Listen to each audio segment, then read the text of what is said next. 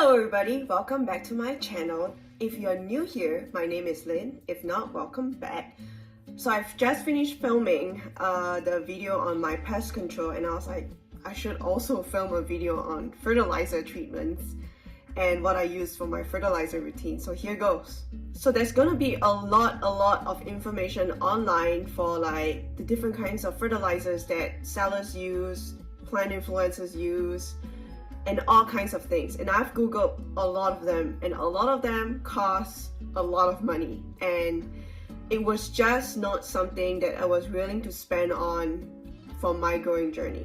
So in the beginning of my growing journey, when I had less than 10 plants, I got really sucked into all of the arbor related products. So Arbor, this is their logo. This is organic brand that uses organic methods to managing the pests and also to providing nutrients to their plants. Basically, it's organic gardening. So anything that Arbor produces that you use on your plants can be used on edible things as well. So I really enjoy the brand. I enjoy the ethos of the brand. I enjoy the research that has gone in. And I used Arbor products. Like, I used the Arbor pesticide, the one in the yellow bottle. I'll include a picture here. I used their organic fertilizer for the longest time.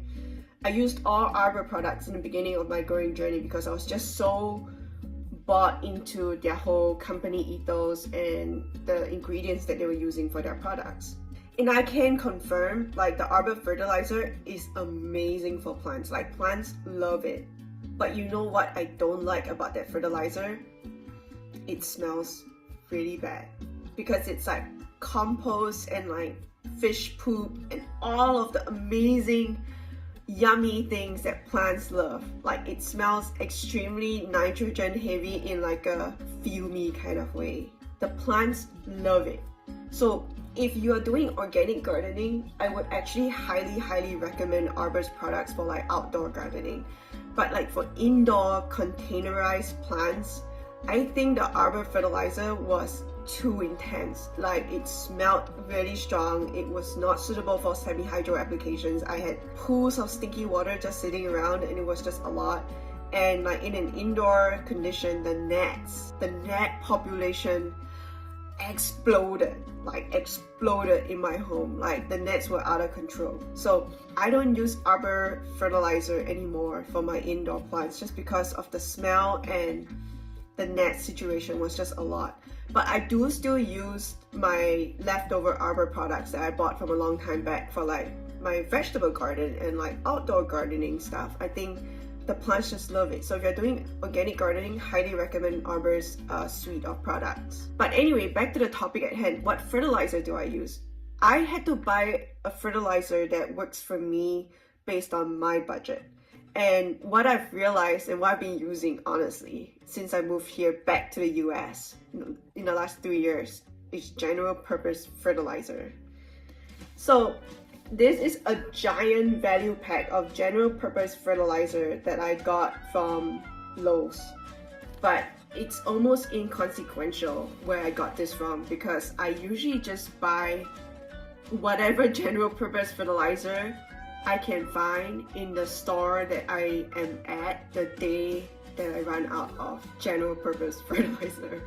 So I've tried the Walmart brand. I've tried Miracle Grow. This brand is called Star Green, all-purpose water-soluble plant food, and it's 24/8/16. I'm not going to talk too much about what those fertilizer numbers mean, because Unsolicited Plant Talks has an amazingly detailed, well-explained video about the art of fertilization, and I'm gonna link that down in the description box below. Go watch that video if you want to truly understand what all those different numbers mean on the box. But for me, today's video is about what I use and what works for me, for my Hoyas, for my Aroids, and my Sanseveras. So for the general purpose fertilizer, the way I make things easy for me in the routine that works for me, I don't like fussy fertilizers. I don't like having to remember too many things. I don't like having to track too many things. I don't like to mix 5 different solutions and then do a pH test and shake them out in a giant bottle and then decant that into like a watering can, and like all of that watering routine, I am like in awe of people who can do that. But for my growing personality and my lifestyle, there's just no way I have the mental and physical capabilities to keep up with that kind of fertilizer routine. So my fertilizer routine is extremely simple. I use my general purpose fertilizer, and these are just like blue crystals.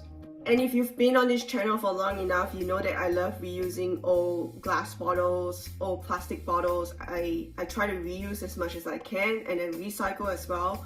So I reuse an extremely old shower cream bottle. I washed it out, cleaned it out, and I used that bottle. I put these blue crystals, I sprinkle the blue crystals into the bottle about like a third or a quarter way up the bottle. Again, not exact in any way. I just kind of eyeball it. And then I fill up the rest of the bottle up with just regular tap water. I shake the whole thing up until everything dissolves. Or like if you see like some particulates at the bottom of the bottle that's not dissolved, it's fine. Like no one's gonna die, you'll be fine. Plants are actually more resilient than you think. So that's how I mix my fertilizer into that stock bottle, and then every time I water, I just go 1 pump into a 1 liter watering can, and I top the rest up with water, and that's my fertilizer. The only important thing, and I'm going to include a screenshot up here right now, the only important thing is to really look at what your general purpose fertilizer has within the active ingredients. So for me, I always make sure that nitrogen is the highest, because I just said I wasn't going to talk too much about this, but anyway, we'll just do it really brief. So nitrogen is what your plant really needs to grow out foliage. And then you have phosphate and then potash, so that's the NPK value.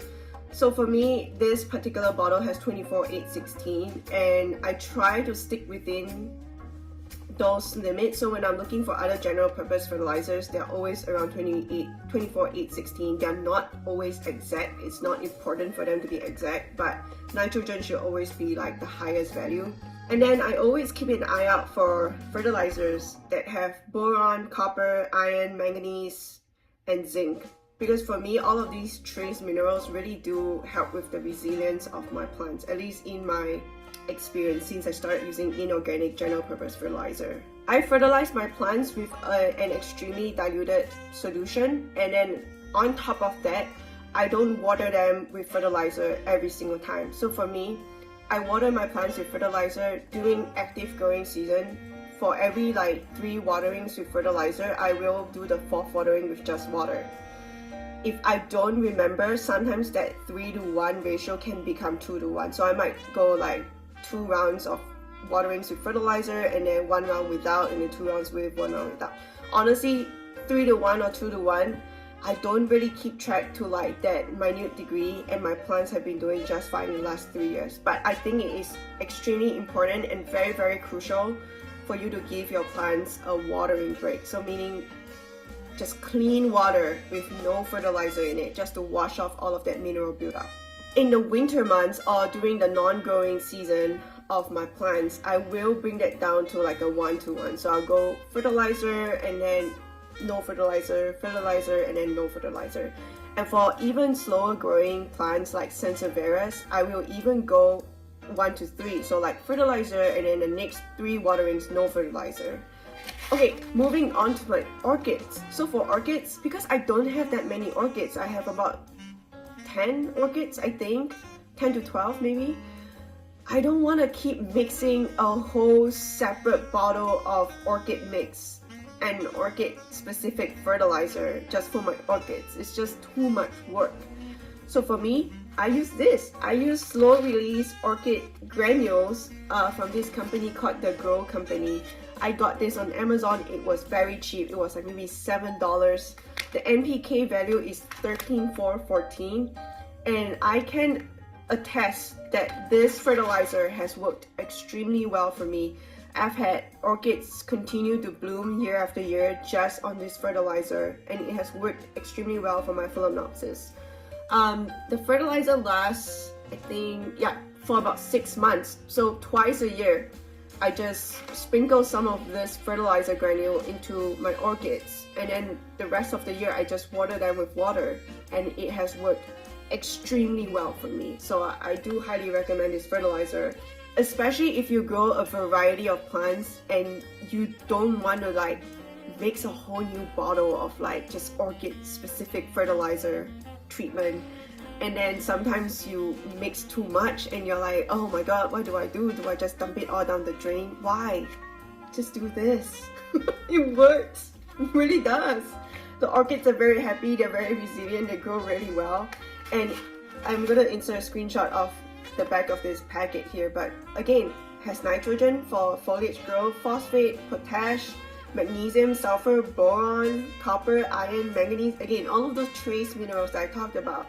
And my plants are very happy on this, so I will continue on this cheap journey of orchid fertilization. And that brings me to the next point, which is a big one. Both Hoyas and Paphiopedilums, so one specific type of orchid, Paphiopedilums, they grow in very limey conditions. So Hoyas in general, when they're like growing on rock surfaces and stuff, it also depends on the Hoya, they prefer a limier condition in their growing medium. So I have started to include CalMag, so calcium magnesium, into my watering routine. So how often do I do this? Not that often at all. And I don't keep like a minute schedule of when I apply CalMag to my plants. I just kind of have it in the back of my head. It might be accurate, it might not be, but the plants are fine. So ever since I started adding CalMag to my Hoyas, I have noticed better growth, faster growth, more resilient growth. So I do highly recommend CalMag for most of your Hoyas. If you apply CalMag to your Hoya and your Hoya hates it and immediately rebels, then maybe your CalMag dilution is too strong, or maybe that Hoya just doesn't need that much CalMag, or maybe your water source has a lot of calcium and is already pretty hard and the plant just doesn't need more. So just apply and then watch, and if your plant grows well, then keep doing it. If your plant doesn't like it, stop doing it. That's kind of like my fertilizer philosophy. I just test things out and then see how it goes, and if the plant likes it and it's within my budget and it's within what I can accept routine wise, then I keep doing it. And if it's not within my budget, my plant doesn't like it, or it's not something I can keep up, like mixing 5 different things into a can of water, then I stop doing it, and the plants will just have to learn how to deal with it. Anyway, sorry for the rant. Back to the CalMag solution. I use this for both my Hoyas and my Paphiopedilums, not all of my orchids. Most of my orchids just live on the orchid fertilizer plant food, but my Paphiopedilums get a little bit of a CalMag wash on a monthly basis.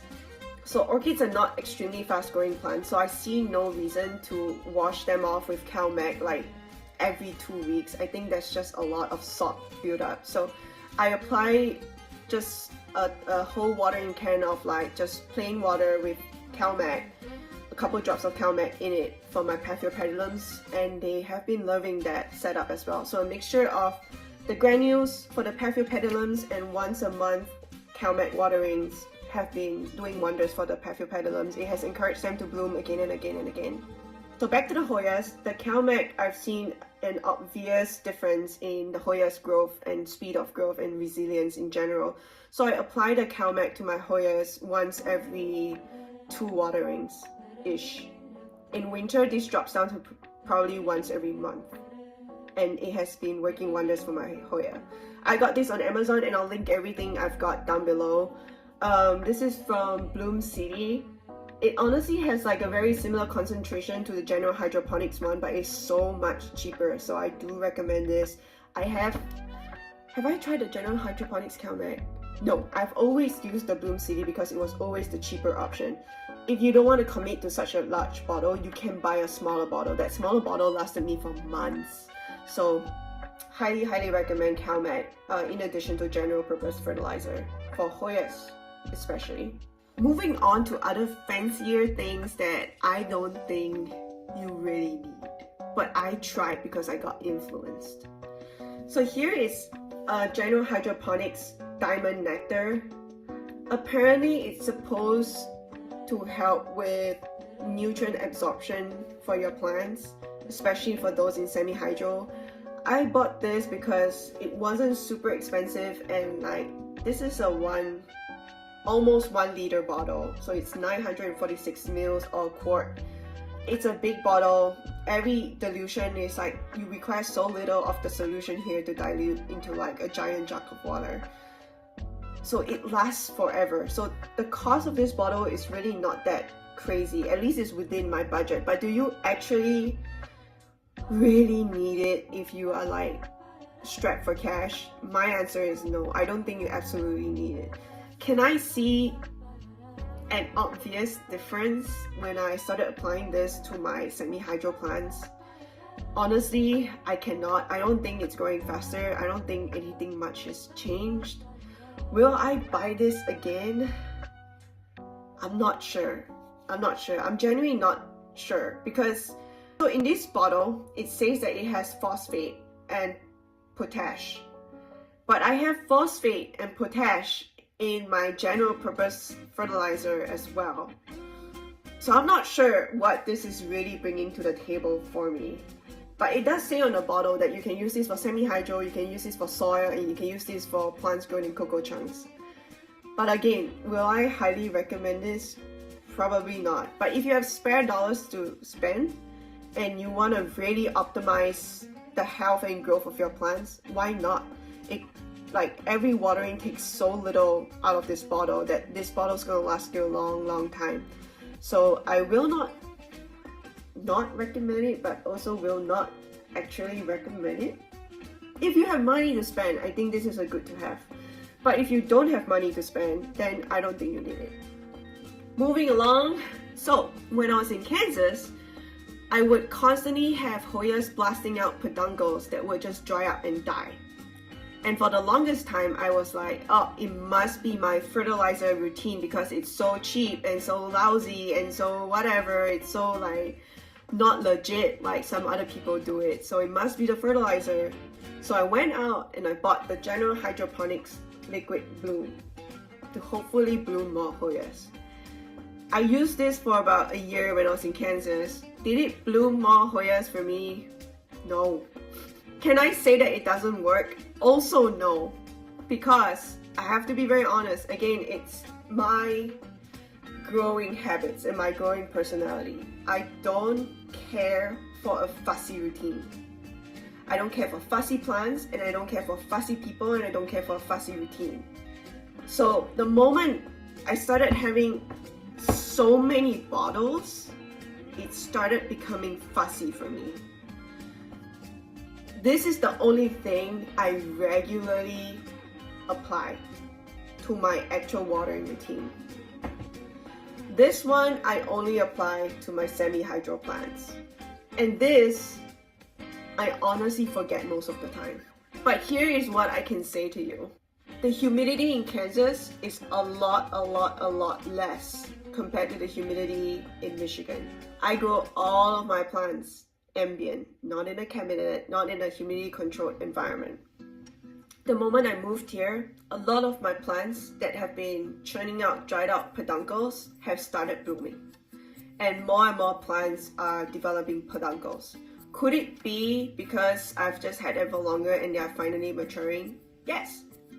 But this is what I'll say though, when I was in Kansas, I would have blasted peduncles all the time. So like they would grow up, dry up and die, and they would never flower.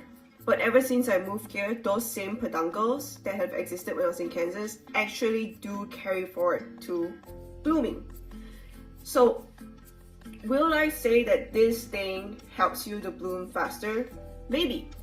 But what I have actually realized is that the humidity is what helps carry the peduncles to fruition. So when I was in Kansas, my indoor humidity conditions are really variable. I only had one humidifier running in one room, and that's it. And my humidity would range from 35% to like 60-65% in summer. So in winter it would drop down to 35%, and then I would apply the humidifier and it would go up to like 40-45%. And my plants would just live in that dry environment for most of the for all of winter, and they grow up beautiful foliage still, but the peduncles don't move on to blooming. And then after I moved here from Kansas, it's just so much more humid here in the ambient condition. Like for most of summer and fall when I was here, I think my indoor humidity was like 60 to 70% most of the time. And then only very recently did it like dip to 45%, and then I turned on my humidifiers. But because this space is so much bigger than my Kansas apartment, I have 3 different humidifiers going in 3 different rooms. So now the humidity is constantly at like 55%-ish to like 60% sometimes in the indoor condition. And I think the humidity has helped those peduncles bloom, and is a way more significant factor in this blooming equation than this bottle of liquid bloom over here. Could it help you potentially develop peduncles sooner, faster, all of those things? Maybe. But I think sometimes with Hoyas, it's really just providing enough light, providing enough stability in your growing conditions so that the plant matures and decides to throw out peduncles. And what I've learned is, oh, okay, and then a lot of people usually say once your plant is like throwing out peduncles, it's time to apply blooming solutions like this to help it to bloom nicer, bigger, better, faster, longer, so on and so forth. But honestly, I haven't seen or touched this bottle for the last 6 months. Haven't applied this to any of my plants for the last 6 months, and I've had more blooms in this house than I've had all of last year when I was trying to apply this product in Kansas. So do you need to spend $20 on this giant bottle that will also last you a really long time? Do you need this for your blooms or for your Hoyas to bloom? Well, the answer is no. Your Hoyas are gonna bloom if you're just patient enough and you provide a stable environment. But what I have really realized is the most significant factor in the blooming process, at least for me. Maybe, again, I don't have like 500 gazillion plants. I only have whatever I have, and I'm a home grower, I'm not a seller. I haven't seen like a huge range of Hoyas. I've only seen what I've had.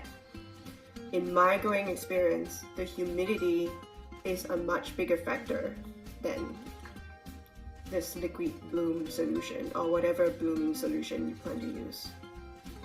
That's just my opinion, could be wrong.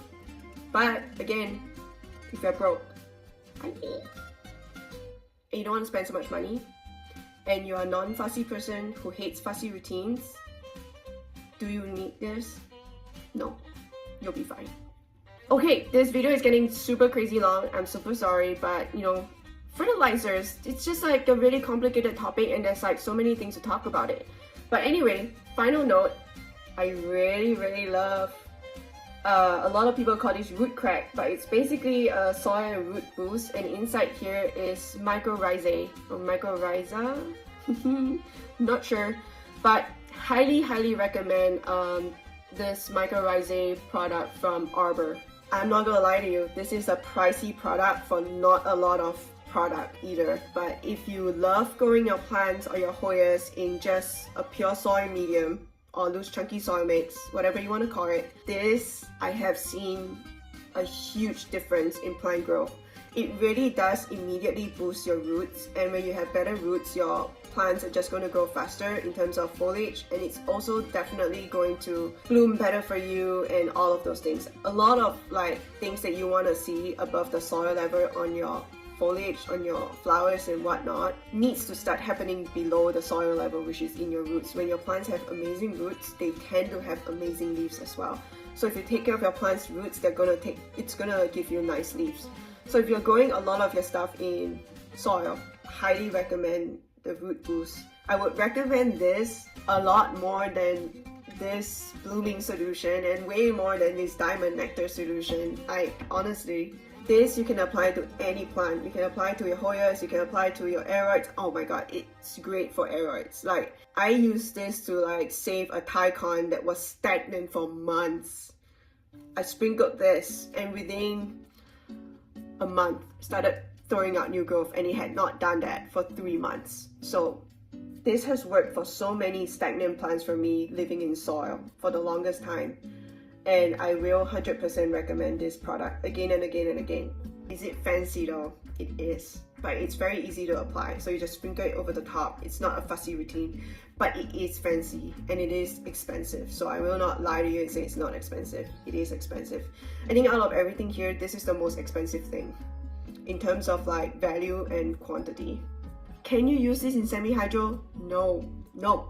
If you want a root boost for your semi-hydro plants, highly recommend Rapid Start from General Hydroponics. Also a fancy product, expensive, but it really does work. It roots everything faster when you're transplanting plants and you want to give the roots like a little boost. It really does help the roots, like tremendously so. I have to say I observed the difference. One of my favorite products right here. And that brings me to the end of my video. If there's one thing you can take away from this entire video, it's that these 3 things are all you absolutely need. You need a general purpose fertilizer. If you have orchids, you don't need to buy a separate orchid fertilizer that you have to mix in water and like all of that. I highly recommend these slow release granules from this company. It has helped my orchids bloom again and again and again. Highly recommend.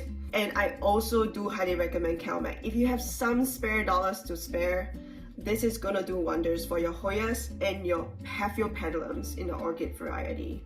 And then if you have extra money to spend and you care that your Hoyas grow big giant leaves and like beautiful resilient health and all of that, if you have extra money, it's not necessary at all.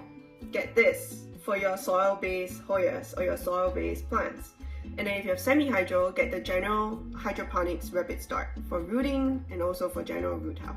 That's the end of the video. If you enjoyed today's content, I'm very sorry that it was really long. Please give this video a thumbs up to let me know that you enjoyed the content. Comment down below if you want to share your fertilizer routine with me or if you have any other questions. And subscribe to this channel. I don't know why I keep forgetting to say that, but subscribe to this channel if you want to see more Hoya related tutorials, plant content, random things plant related. Please subscribe so I can keep showing you my content, and I hope you're having a wonderful day.